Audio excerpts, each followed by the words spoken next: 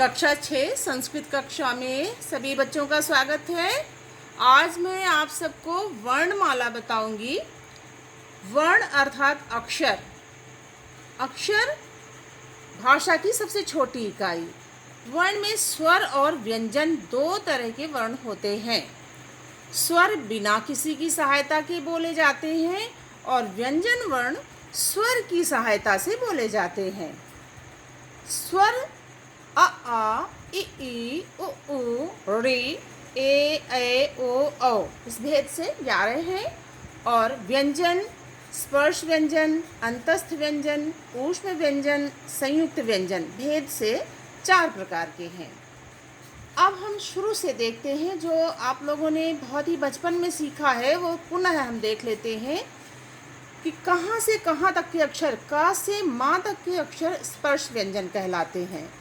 क ख ग घ ङ च छ ज झ ञ ट ठ ड ढ ण त थ द ध न प फ ब भ म ये स्पर्श व्यंजन कहलाते हैं। जो अक्षर कुछ मुख के अंदर ही रहते हैं, यहाँ पर स्पर्श व्यंजन यानी जीभ कई कई जगहों को स्पर्श करती है मुख के अंदर। य र ल व ये मुख के अंदर ही रह जाते हैं, इनको अंतस्थ व्यंजन कहते हैं। य र ल व कुछ अक्षरों को या वर्णों को बोलने में ऊष्मा उत्पन्न होती है, वो हैं श श स ह। फिर है इनको ऊष्म व्यंजन कहते हैं। संयुक्त व्यंजन दो अक्षरों से मिलकर बनते हैं, जैसे क्ष अक्षर बना है क श से मिलकर के, त्र बना है त और र से मिलकर के, ज्या बना है ज और इया से मिलकर के। इसी प्रकार से क्ष त्र ज्ञ ये संयुक्त व्यंजन है।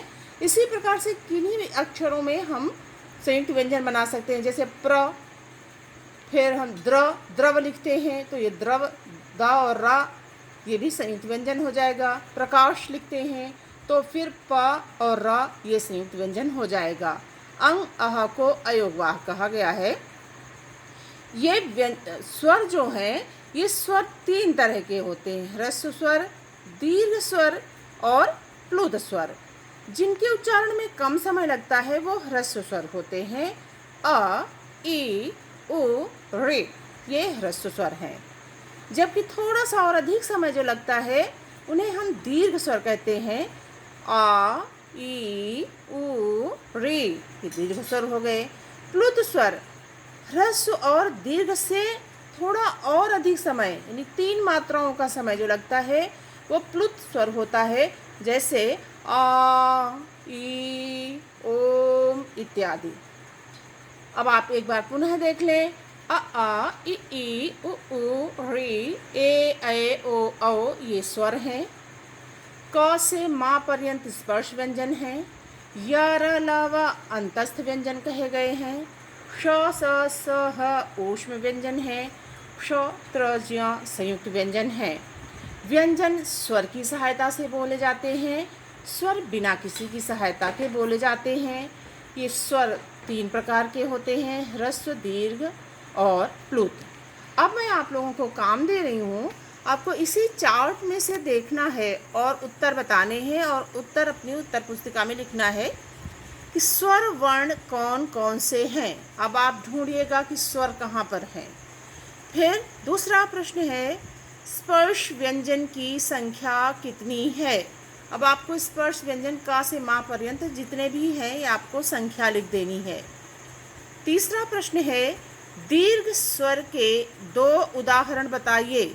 अब यहाँ ह्रस्व, दीर्घ, प्लुत दिया हुआ है, आप दीर्घ स्वर से कोई भी 2 उदाहरण उत्तर में लिख देंगे और बार बार इनको देखेंगे तो ये कंठस्थ भी हो जाएंगे और कहीं गलती भी नहीं होगी। तो आज का ये पाठ इतना ही। बहुत बहुत धन्यवाद।